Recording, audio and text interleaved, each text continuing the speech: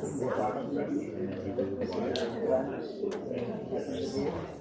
we put it back in.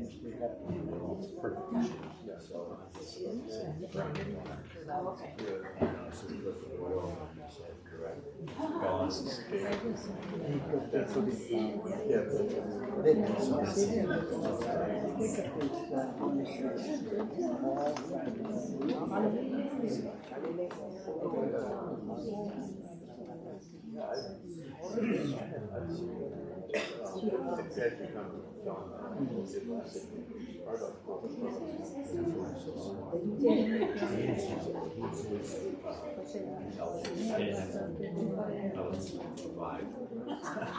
So we have a video from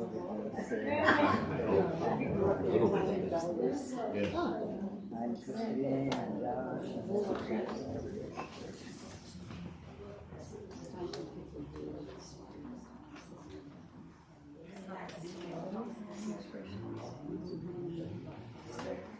yeah.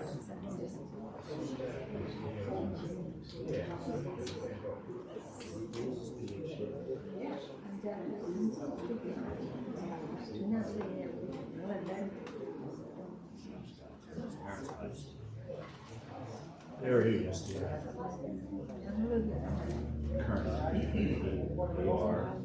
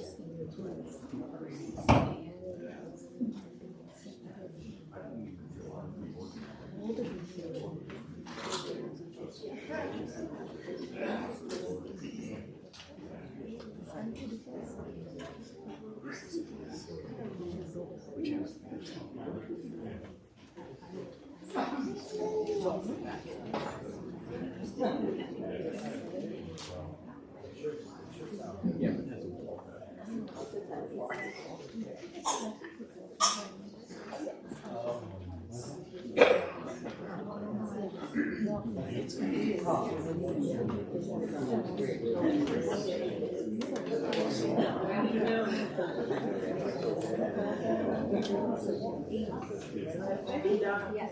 afternoon. Thank you for coming. Let's just get this right away. There is a single bathroom down the stairs, and there are handicap accessible bathrooms up the ramp through the large room here, and then up a ramp and to the right, just so everybody knows. My name is Susan Hoff, and I am the lead of the Worship and Sacraments Board here at Mount Sinai Church. We're an affiliate with we're an affiliate with the United Church of Christ. In early October, the church received an email from Michael Kearney asking if we would like to host an organ recital at the church around Christmas time, when he and his family, his wife Rachel and their baby daughter Cedar, would be visiting family here, because Michael is from Mount Sinai. And we celebrated that idea with a bit of angst, because we weren't quite sure our organ was up to snuff. And the maintenance of it has declined over the years because we just can't afford it. So it's very expensive to maintain a pipe organ. So, but we said, yes, let's do it. And we had the organ tuned. To say that Michael is a gifted musician is a serious understatement of his abilities. For one thing, what you will hear this afternoon will make you wonder how one so young could possibly be so accomplished on an instrument so few have attempted to learn, much less master. And he obviously has. His gifts don't stop with that, however. He composes, he arranges, he publishes. Leonardo would be proud. And he teaches rhetoric at a college in Iowa, having earned his PhD in communications at Duquesne University. The Suffolk County chapter of the American Guild of Organists has acknowledged and encouraged Michael's accomplishments, his artistry and skill. And he's performed across the US and in Europe. I encourage you to purchase one of his CDs that are available in the entryway. And visit his website, which is listed in the bio and the program. Commissioned now, a little word about the organ. Commissioned in 1985, it's not that old, in 1985 with funds donated by the Archer Davis family, and those of you who hail from Long Island have probably eaten a Davis peach. This organ, this is not the organ, this organ that you see above our chancel was built in North Carolina by Zimmer and Sons organ builders. As you can imagine, in a sanctuary that was built in 1807, we had a little work to do to fit it in. And that work was done by a church member who was a master carpenter. You would not recognize the previous iteration of this area of the church. His wife, Jane Carter, who is now our organist emerita, played the organ the first time in worship in October of 1987, the last Sunday of October. Its inaugural concert was held on January 28, 1988, featuring Dr. Thomas Richner, a renowned organist and teacher who just happened to live in Setauket. This must be a good breeding ground for organs. Over the years, the organs developed some idiosyncrasies that need serious attention. And we're grateful, beyond words, that Michael's skill has been able to compensate for some of those idiosyncrasies. The offering you place in the basket on your way in or your way out will go to help maintaining this beautiful instrument and also show a sign to Michael of your appreciation for his performance. Many church members and friends, and I see some of you here, have never heard this organ played to its fullest expression. You are in for a surprise. So hold on to your hats, folks, because you're in for an amazing musical experience. Michael.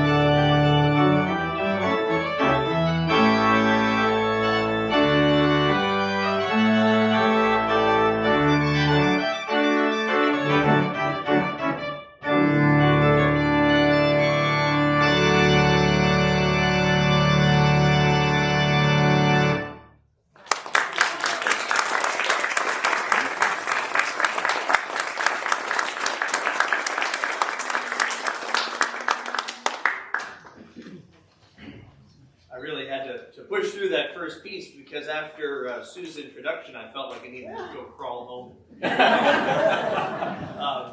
I hope that you enjoy the music that you hear today. It's really a privilege to be here. The congregation here has been so welcoming, and it's nice to see so many familiar faces too. We are going to explore a variety of different styles of music. You've already heard a little bit about the organ and what it can do. I did grow up here at Mount Sinai, and if you know where the drive-through dairy is on the corner of 25A and Wild Road, that's where I grew up.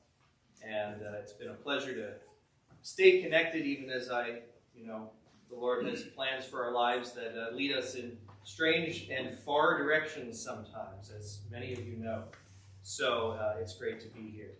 I just want to call your attention to kind of a theme between old and new, sort of an awkward time, right? It's sort of like, what do you do with Holy Saturday? You've got Good Friday, you've got Easter. We also we've just had Christmas, we're thinking about a new year, we're thinking about Epiphany, and this is a good time to maybe meld together several different themes, centered on maybe the idea of waiting.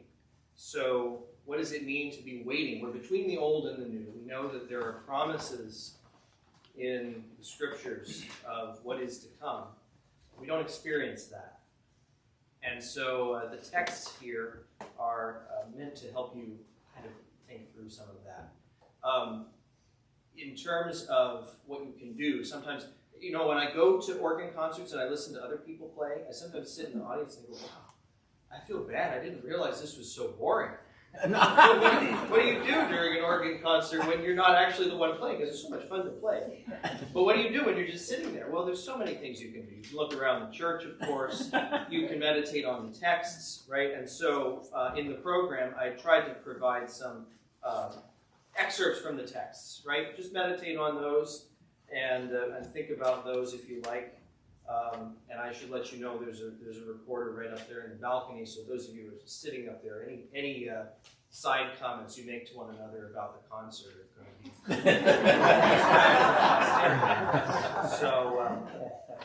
so what you just heard was the Sinfonia from a cantata by Johann Sebastian Bach. It was originally for organ and orchestra, right? And then in the 19th century, Alexandre Guilmont, who was a famous French organist, he arranged it for, as organs got bigger, people got better at making bigger organs, and he arranged it just for organ by itself. So you heard a little bit of that dialogue. I'm going to move on to another Bach piece. This is Nun kommt der Heiden Heiland, which is a well-known, it's a Lutheran Advent hymn. Luther, I believe, arranged it out of something from the church father Ambrose, if I'm not mistaken. There are some of you in this room who probably know more about that. But it's a beautiful, soft, meditative chorale. And then I'll follow that with a concerto, which was originally by Vivaldi. Of course, you know the name Vivaldi. And somebody came and transcribed that for organ as well, by the name of Walter, a German organist. So enjoy these next two pieces. I'll explain a little bit more as we go.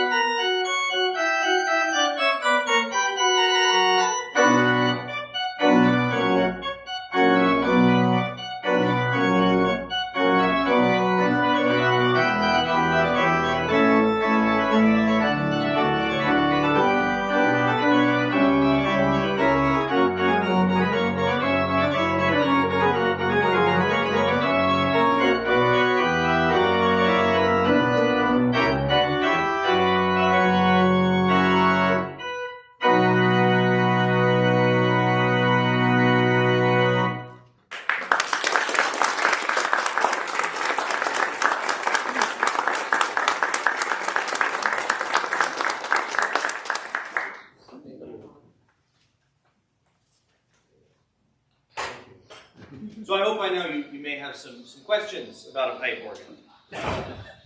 What on earth is this weird instrument, right? Why would somebody decide to go through all the training to have to wear goofy shoes and sit with your back to people while they can watch you make all kinds of movements on the keyboard, right?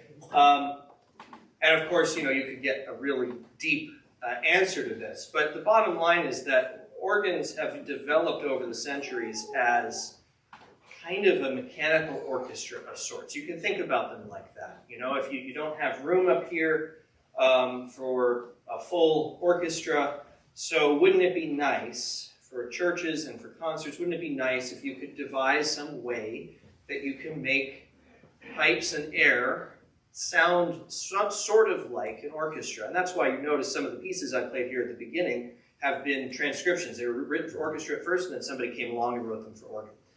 This particular organ, one of the reasons I saw the description of it online and loved it so much and thought, I really need to get in and try this, is it was built kind of following the style of German organs. Okay, in Germany you have, especially in the Baroque era, you have lots of sounds that are you can hear that the sound is very crisp, right? You hear when every note begins, there's kind of a kind of blast of air right at the beginning. There's also some beautiful flutes. And this organ, it's quite small in the scale of, you can have massive organs like you've probably all seen the reopening of Notre Dame, right? Massive organ there. But yet even on a small organ, you can have a really, really wonderful combination of sounds. And maybe you're also thinking, well, man, what's wrong with that organ? It sounds like everything's working pretty well. And kind of one of the little secrets is I always, I love it when a concert is for an organ restoration, right? You can always say, it's an organ restoration. Why? Because, the moment I hit the wrong note or something, you just kind of push it a few times, something wrong with the organ, right? So in this case, there's a lot that you're not seeing and you're not hearing. My lovely wife Rachel is helping with all the registrations and whatnot. If you look carefully, we've put little pieces of masking tape on every one of the stops.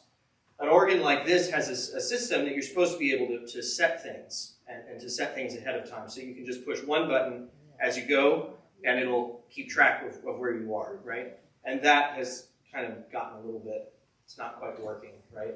So we're having to do that kind of the old-fashioned way, which I like anyway. It's kind of like if you went over and visited Germany or France or the Netherlands, and there are these giant things that look like doorknobs that you need two people on each side or one person on each side pulling those stops out, because each stop controls the air going to that rank of pipes.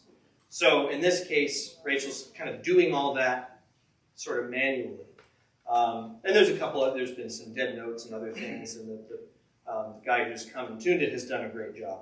So as I was putting together this program, I was trying to find a variety of pieces that would highlight the different things that this organ can do really well. I'm really, really a fan of the next two pieces.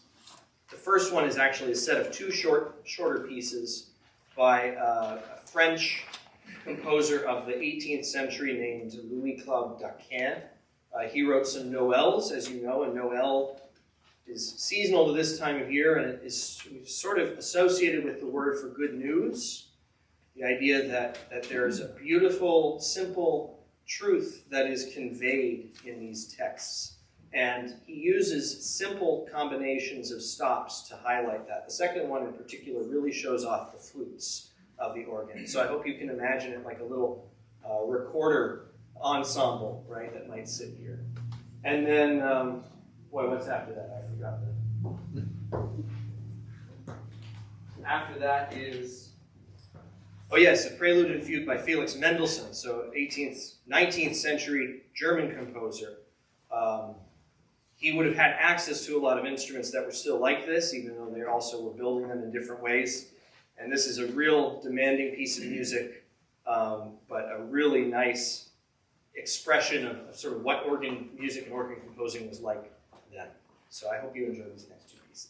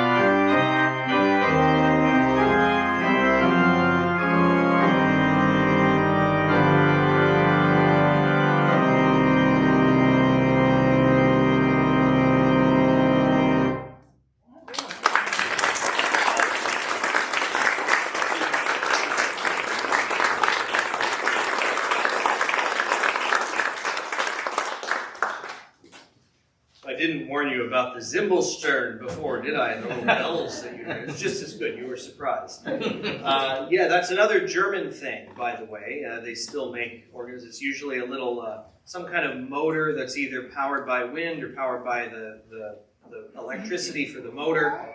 And it goes and it hits this series of little bells. So that's a wonderful special feature. You also heard some of the nice mixtures, which are some of the higher registers, especially in the Mendelssohn. Another feature, by the way, that this organ has is that it also controls the church bells. So I'll just play a little bit for you so you can hear it. But yeah, someone may need to just hold the door open or something.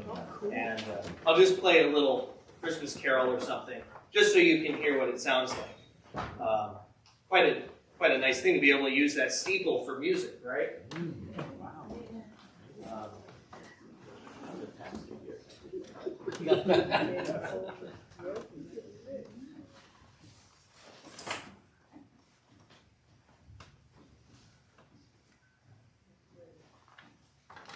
It's very soft.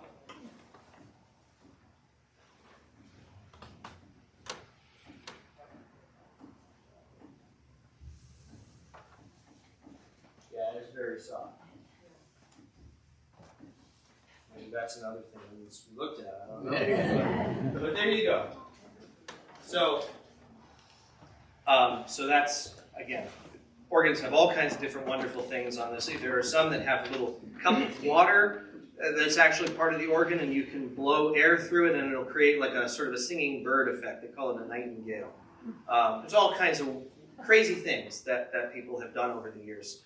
And organs really are one of the greatest mechanical marvels of the world, bar none. Two sets of pieces now.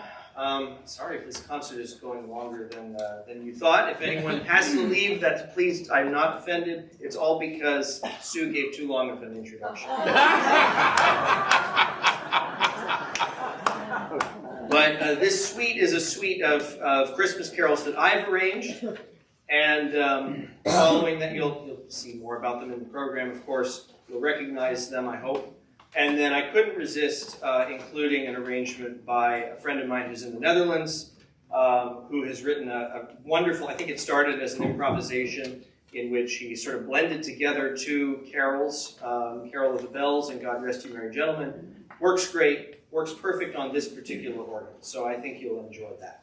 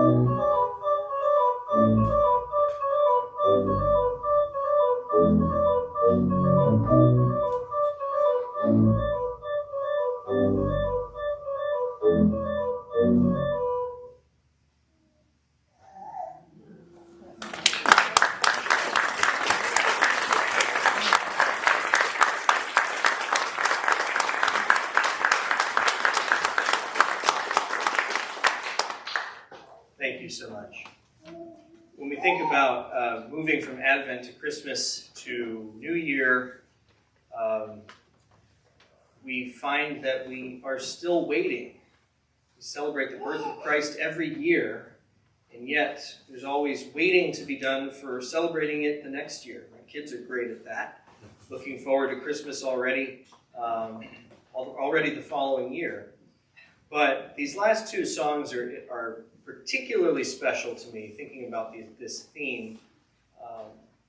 When we think about waiting, we've just traveled all the way from Iowa to New York to visit family. And what makes the waiting sweet? Well, it's knowing who you're waiting for, right? Knowing that the person that you're going to meet at the other end of the journey is worth all of that waiting. And these two texts, one of them is the biblical text of the Song of Simeon. You probably know the story of Simeon coming into the temple, blessing Mary and Joseph and baby Jesus and saying, now I can die in peace, basically, because I've seen this salvation that God has wrought.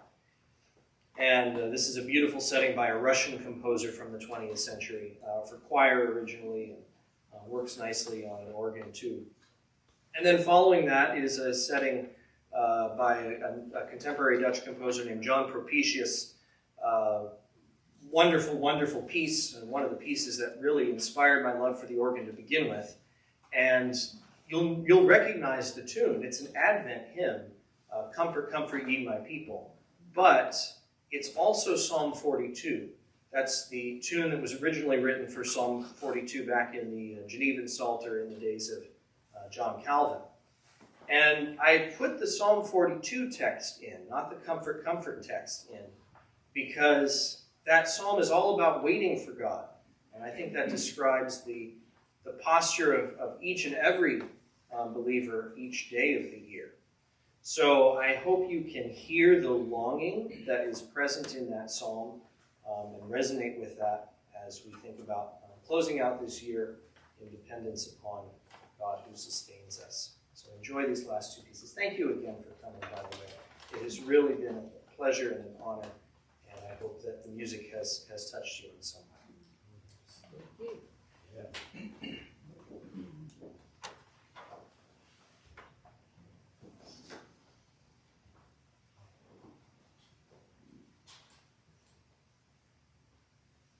Thank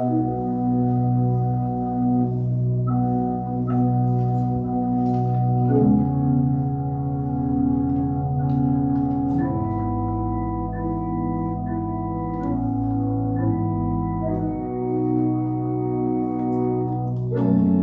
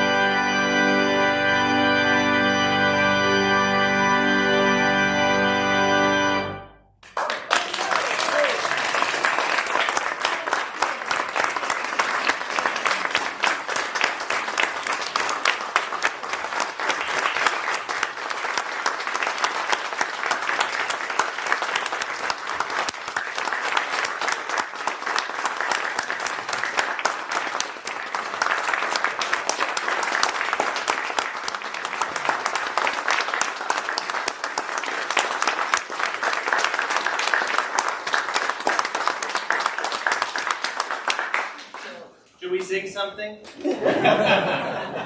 Someone want to suggest a quick carol? Oh, we're looking at me? You don't look at anybody who's got a carol they want to sing. Joy to the world. Let's sing Joy to the World. Yeah. But just sing the first verse.